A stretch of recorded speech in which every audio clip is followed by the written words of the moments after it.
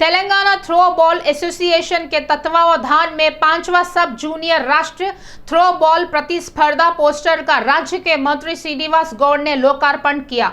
इस माह की 27 से 30 तारीख तक यह प्रतिस्पर्धा आयोजित होगी। इस बात की जानकारी थ्रो बॉल प्रेसिडेंट नवीन यादव ने दी। इस अवसर पर मंत्री ने कहा कि छोटे बच्चों के माता पिता अपने बच्चों को छोटी उम्र से ही प्रोत्साहित करना चाहिए। उन्होंने यह भी बताया कि बच्चों को बाल्यावस्था से ही खेलों के प्रति रुचि बढ़ना चाहिए। उनके खिलाड़ी बनने से स्पोर्ट्स कोटा में भी नौकरियां मिलती है। मंत्री ने बताया कि तेलंगाना सरकार आने के बाद राज्य के सभी जिला केंद्रों में खेलों से संबंधित सभी सुविधाएं बढ़ाई गई है। नवीन यादव ने बताया कि इस प्रतिस्पर्धा में 23 टीमें भाग ले रही है। तेलंगाना प्रदेश कांग्रेस कमेटी के आधिकारिक प्रवक्ता सिंगिरेनी हरिवर्धन रेड्डी ने कहा कि देश के लिए तथा तेलंगाना राज्य के लिए कांग्रेस पार्टी ने क्या किया है यह मैं केसीआर को पूछकर बताऊंगा। उन्होंने कहा कि राज्य के मंत्री मल्ला रेड्डी अपने होश गंवाकर बात कर रहे हैं। किसान संघर्ष सभा द्वारा किसानों को क्या करेंगे या हम डिक्लेरेशन के द्वारा बताएंगे, कहते हुए हरिवर्धन रेड्डी ने कहा कि डिक्लेरेशन के द्वारा टीआरएस के नेताओं की मति खो गई है। इस कारण ही टीआरएस के नेता अनाप शनाप बातें कर रहे हैं। कुतबुल्लापुर विधानसभा क्षेत्र के बालानगर डीसीपी परिधि के अंतर्गत आने वाले जीडी मेटला जगतगिरी गुट्टा पुलिस थाने में साइबराबाद पुलिस आयुक्त स्टीफन रविंद्र ने आकस्मिक जांच की। उन्होंने पुलिस थाने में पंजीकृत पुराने मामलों की पूछताछ कर जनता के प्रति पुलिस कर्मियों की व्यवहार शैली कैसी है तथा उनके साथ किस प्रकार का व्यवहार है, इस बात की भी तहकीकात की।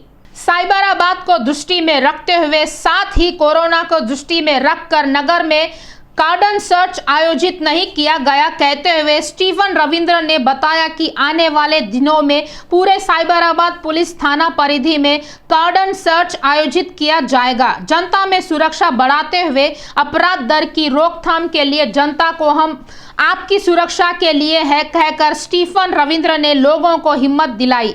इसी प्रकार उन्होंने कहा कि अब हमारी परिधि में स्थित होमगार्डों तथा कांस्टेबलों की समस्याएं हैं, यदि है तो उन्हें बताने का भी आग्रह करते हुए कहा कि उनकी समस्याओं का परिष्कार किया जाएगा। साइबराबाद पुलिस आयुक्त ने यह भी बताया कि बदल रहे अपराधों के नमूनों के अनुसार क्षेत्रों में पुलिस की गश्त पेट्रोलिंग बढ़ानी चाहिए। पुलिस थाना परिधि में रहने वाले पुराने अपराधियों, संवेदनशील लोगों तथा राउडी शीटरों पर दृष्टि रखने का उन्होंने थाना प्रमुखों को निर्देश दिया। उन्होंने यह भी बताया कि वर्तमान समय उपलब्ध आधुनिकता का उपयोग कर पीड़ितों को न्याय मिले, इस प्रकार के कदम उठाने चाहिए। इस अवसर पर बालानगर क्षेत्र के डीसीपी संदीप, बालानगर के सहायक पुलिस आयुक्त पुरुषोत्तम, बालानगर थाने के इंस्पेक्टर एमडी वाहियोद्दीन, जीडी मेटला थाने के इंस्पेक्टर बालराजू, जगतगिरी गुट्टा थाने के इंस्पेक्टर सैयदुलू, डीआईएसआई आदि कर्मचारी उपस्थित थे। रंगारेड्डी जिला पूपलागुड़ा सर्वे नंबर 335, 336, 338, 340, 341, 342 में स्थित 80.25 एकड़ भूमि कांधीसी कुला को संबंधी भूमियों के मामले में राज्य सरकार को फिर एक बार मुंह की खानी पड़ी। उच्च न्यायालय के एकल न्यायमूर्ति द्वारा दिए गए फैसले को चुनौती देते हुए राज्य सरकार द्वारा दायर की गई अपीलों को हाईकोर्ट की सदस्य बेंच ने खारिज कर दिया। न्यायालय ने सभी अंशों को गणना में लेकर सिंगल बेंच की अदालत ने फैसला दिया, कहते हुए उस फैसले में हस्तक्षेप न करने की मुख्य न्यायाधीश न्यायमूर्ति सतीश शर्मा तथा न्यायमूर्ति अभिनंदन कुमार शाहवाली की पीठ ने हाल ही में अपना फैसला सुनाया था। कांदीसिकुलू लोगों को सन 1956 में आवंटित की गई भूमियों को बचत भूमि बताते हुए एपीआईआईसी को आवंटित करते हुए वर्ष 2008 में राजस्व विभाग के शासनादेश जारी किया। इस शासनादेश को चुनौती देते हुए कुछ लोगों ने उच्च न्यायालय में याचिकाएं दाखिल की। सन 1956 में वासुदेव को सरकार ने यह भूमि आवंटित की थी। इसके पश्चात वासुदेव ने कुछ लोगों में इस भूमि को बेच दिया, जिसमें से 11.05 एकड़ भूमि 1968 में दो लोगों ने उनके पास से इस जमीन को खरीदी की। ऐसा हो तो यह भूमि यूएलसी की परिधि में रहते हुए वर्ष 2006 में सरकार इस संबंध में एक प्रेसिडिंग जारी की। वर्ष 2006 में वासुदेव को नोटिस देने के लिए कोशिश की तो वह उस स्थान पर नहीं है कहकर राजस्व विभाग के अधिकारियों ने बताया। 1998 में वासुदेव का निधन हो गया। इस कृत्य में सरकारी कानून के तहत आवंटित की गई भूमि को नियमों के विरुद्ध इस जमीन को बचत भूमि के रूप में बताते हुए पट्टेदारों को नोटिस दिए बिना उस आवंटन को रद्द कर दिया, जो बहुत ही गलत है। न्यायालय ने इस मामले में सरकार को आड़े हाथों लिया। रंगारेड्डी जिला इब्राहिमपट्टनम में तेलंगाना तेलुगु देशम पार्टी के तत्वावधान में सदस्यता अभियान का राज्य शाखा अध्यक्ष बंकन्नी नरसिम्हलु ने आयोजित किया। तेलुगु देशम पार्टी स्थापना दिवस के 40 वर्ष पूर्ण करने के संदर्भ में इब्राहिमपट्टनम में सदस्यता अभियान आयोजित करने की नरसिम्हलु ने जानकारी दी। नरसिम्हलु ने कहा कि तेलुगु देशम पार्टी के शासन काल में ही राज्य का विकास हुआ है। तेलंगाना में तेलुगु देशम पार्टी के लिए आने वाला भविष्य बहुत ही अच्छा है। उन्होंने कहा कि पूर्व मुख्यमंत्री नारा चंद्रबाबू नायडू जब राज्य के मुख्यमंत्री पद पर थे तब राज्य विकास के पद पर काफी आगे बढ़ा है। उन्होंने कहा कि सदस्यता दर्जगी कार्यक्रम में हर कोई अपनी हिस्सेदारी निभाते हुए पार्टी के लिए, पार्टी के विकास के लिए परिश्रम करना चाहिए। उन्होंने बताया कि आने वाले समय में तेलुगु देशम पार्टी तेलंगाना की सत्ता पर काबिज होगी। దాదాపు 2.5 లక్షల కోట్ల బడ్జెట్ ఏదైతే సాధించారంటే అది తెలుగుదేశం పార్టీ ఘనత, చంద్రబాబు నాయుడు ఘనతని సందర్భంగా మనం చేస్తున్నాను। ఆ సంపదనే వీళ్ళు అడ్డగోలుగా అనేక రకాలుగా దోపిడీకి గురై ఈ కాళేశ్వరం ప్రాజెక్ట్ అని ఈరోజు తెలంగాణ ఏదైతే ఏర్పడదో తెలంగాణ రాష్ట్రం అనేక రకాలుగా మన అమరవీరులైన 1400 మంది ప్రాణత్యాగాలతో 1968 నుంచి తెలంగాణ చేపడితే దానికి ఈనాడు కేసీఆర్ గారి పరిపాలన ఘనయజ్ఞాలు వాళ్ళు ఇస్తే చంద్రబాబు నాయుడు గారు వాటర్ షెడ్ కమిటీలు ఇస్తారు। ఈ వాటర్ షెడ్ల వల్ల కనీసం ఒక వాటర్ షెడ్ సుమారు 20 లక్షలు ఇస్తే భూగర్భ జలాలు మన ఇంటి పూర్వ నీళ్లు మన దగ్గరనే నింపే విధంగా చేస్తాం। కాబట్టి అన్నిటికంటే మరి పరిపాలన అయితే జన్మభూమి పేర, ప్రజల దగ్గరికి పాలన పేర, మన ఇంటికే పరిపాలన। మరి చంద్రబాబు నాయుడు గారు అయితే ఈ हैदराबाद नगर को विकसित करेंगे, ड्रेनेज व्यवस्था को सुधारेंगे, सड़कों पर पानी न रुके इस प्रकार विकास किया जाएगा कहते हुए सरकार कहती है तो वहीं दूसरी ओर जीएचएमसी तंत्र भी बार बार यही कह रहा है। लेकिन अधिकांश स्थानों पर अधिकारियों ने जिस प्रकार से कहा है उस प्रकार की विकास नहीं हुआ है। इतना ही नहीं, छोटी छोटी समस्या आने पर भी उसे सुधारे बिना समस्याओं को और बढ़ाया जा रहा है। नगर के चिंतल बस्ती में सड़कों पर सिटी विजन ने स्पेशल फोकस किया। सदा लोगों की भीड़ भाड़ से व्यस्त रहने वाले चिंतल बस्ती को एक और बंजारा हिल्स की और तो दूसरी और खैरताबाद, यह सड़क मार्ग सदैव वाहनों की भीड़ भाड़ से व्यस्त रहता है। इसी प्रकार चिंतल बस्ती में भी मार्केट आदि लगने से प्रतिदिन काफी व्यस्त रहता है। इस सड़क मार्ग पर जो सड़कें हैं वह सही नहीं है, जिस कारण यह सदैव ट्रैफिक जाम लगा रहता है। चिंतल बस्ती में ड्रेनेज की समस्या है कहते हुए यहाँ रोड की खुदाई की गई। यह अधिकारियों ने खुदवाई तो की, लेकिन यहाँ के कार्यक्रमों को पूरा बिना शीघ्र किए जाने वाले कार्यों को हवा में छोड़ दिया, जिससे सड़क के किनारे स्थित दुकानदार, मछली के व्यापारी, वाहन चालकों को काफी तकलीफों का सामना करना पड़ रहा है। यहाँ पर सड़क न बिछाए जाने के कारण ड्रेनेज का भारी पानी मात्रा में सड़कों पर बहता है। स्थानीय लोगों का एवं व्यापार प्रतिष्ठान वालों का कहना है इस मामले को लेकर स्थानीय नेताओं से तथा संबंधित अधिकारियों से पूछताछ करने पर भी किसी प्रकार की कोई सकारात्मकता दिखाई नहीं दे रही है। स्थानीय लोगों का कहना है कि यहाँ के ड्रेनेज का काम तो ना हो, खुदाई की गई जमीन को बंद कर आम नागरिकों की आवाजाही का रास्ता साफ करना चाहिए। 20 రోజులు అయిపోయింది, కష్టం అయిపోతుంది బండి రానికి పోనీకి, డ్రైనేజ్ నీళ్ళు కూడా వచ్చేస్తుంది, ఇక్కడ చాలా కష్టం, एक्सीडेंट అయిపోతుంది। 20 दिन हो गया, लोग यहाँ गिर जाते हैं, एक्सीडेंट हो जाते हैं, लड़ लेते, एक दूसरे को गालियाँ दे लेते, कोई कुछ एक्शन नहीं ले रहा ये रोड का। हर किसी को तकलीफ़ हो रहा, आने जाने वालों को। रमजान का महीना ऐसे ही चलेगा, कोई एक्शन नहीं लिया ये रोड का, एक्सीडेंट टक्कर बहुत कुछ हो गए, इधर गिर गए लोग, ड्रेनेज का पानी आता जाता कोई देखभाल ही नहीं है इस जगह का। रंगारेड्डी जिला याचारा मंडल तोमिलिलोनी गुड़ा गेट के समीप स्थित नागार्जुन सागर राजमार्ग पर एक सड़क दुर्घटना घटी। यह एक कार ने दुपहिया वाहन को टक्कर मार दिया। इस हादसे में दुपहिया वाहन पर जा रहे बाप बेटे की घटनास्थल पर ही मौत हो गई। मृतक मेडीपल्ली ग्राम निवासी मंचला रामलू तथा सोनू के रूप में उनकी पहचान की गई।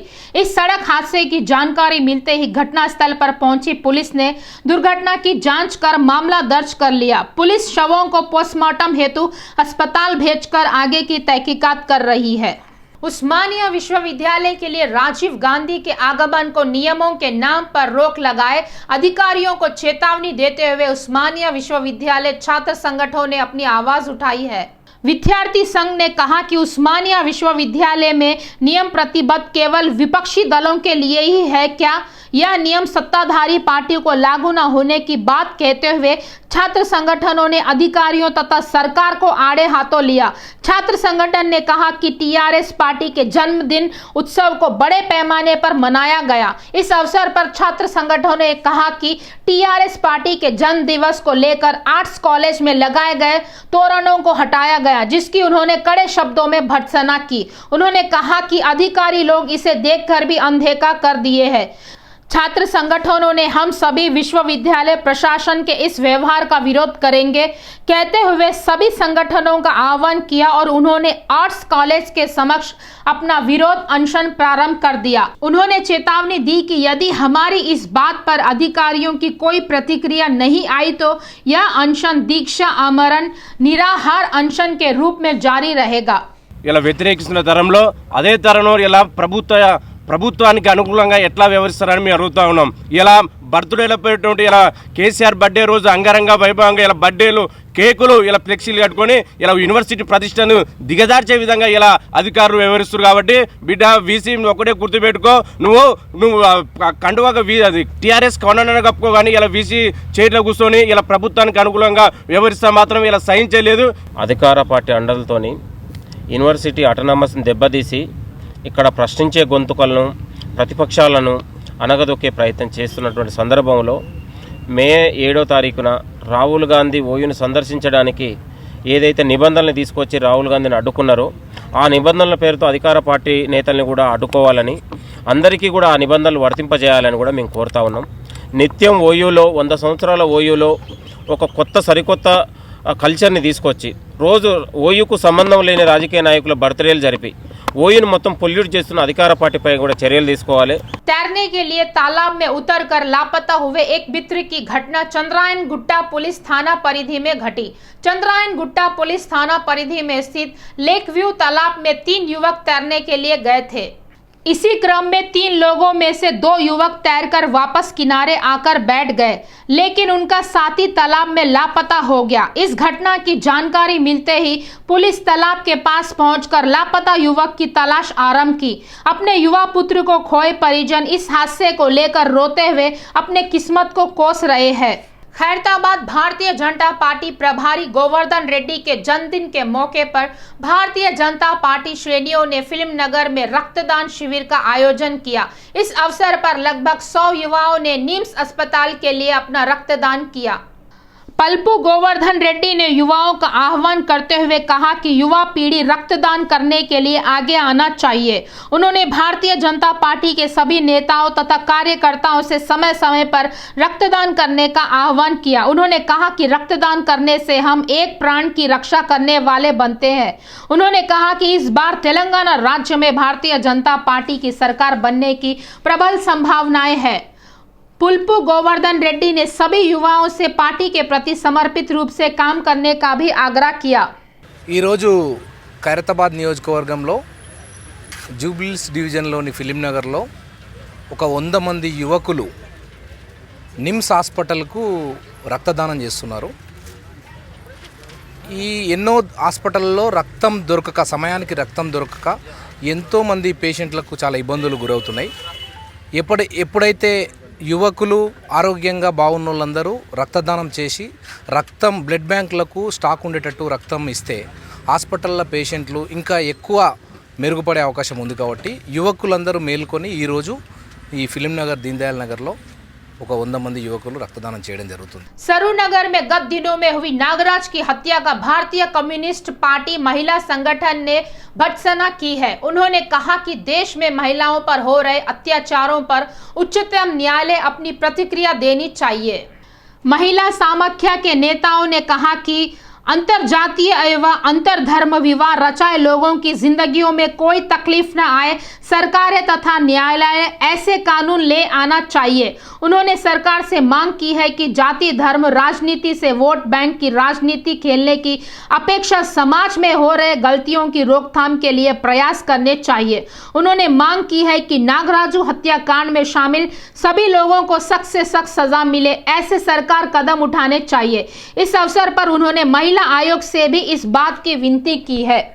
లేకపోతే ఆ పెళ్లి చేసుకున్నటువంటి ఆ దంపతుల మీద జరిగేటువంటి దాడుల్ని మేము మహిళా సమాఖ్యగా గత 35 సంవత్సరాలుగా దీని పట్ల ఒక చట్టం తీసుకురావాలని చెప్పేసి 18 ఏళ్ల వయసు దాటినటువంటి యువతీ యువకులు స్వేచ్ఛగా వివాహం చేసుకునేటువంటి హక్కుని రాజ్యాంగం కల్పించినా కూడా ఈరోజు కులాలు మతాల పేరుతో జరుగుతున్నటువంటి దారుణ మారణకాండను ఆపాలంటే దానికి ఒక చట్టం తీసుకురావాలని చెప్పేసి పోరాటం చేస్తున్నా